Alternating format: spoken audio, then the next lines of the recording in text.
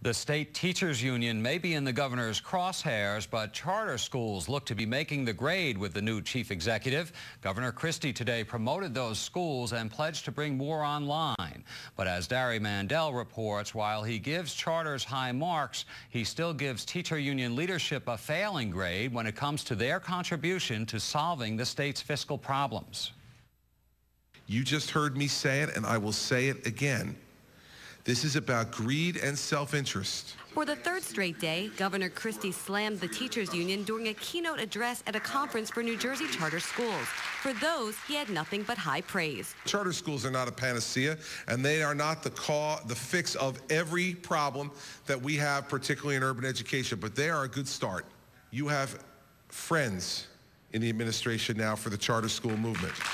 The governor also challenged public school districts who are already threatening layoffs and program cuts in the face of the budget proposal he unveiled Tuesday.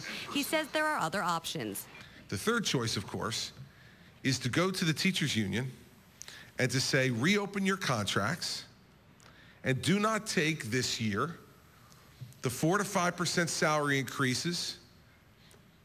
Do not ask for 100% of you and your family's health benefits. But the charter schools the governor is so high on aren't off the hook either. When you calculate how you'll have some different changes on the levy side and some different changes on the state aid side, most charters will have their funding per pupil relatively stable next year versus this year. We're upbeat about that. The governor has consistently, as well as the commissioner, has consistently supported charter schools, particularly for the work that we're doing in our inner city communities, doing more with less, and that's standard for a charter school operator. Governor Christie says by next year there will be more charter schools in the state. Meanwhile, the education commissioner is working with charter schools on a plan to utilize available classroom space at public schools. For example, the Newark Public School District was built for 80,000 students, but there are only 39,000.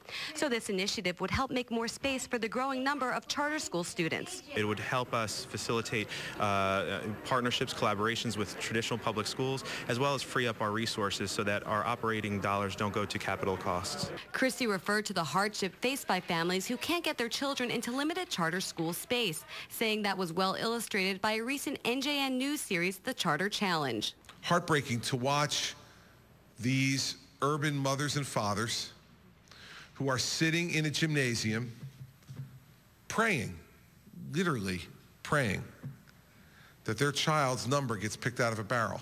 He pitched this friendly crowd to support his austerity budget, saying the cuts made now will benefit future generations. Dari Mandel, NJN News, Red Bank.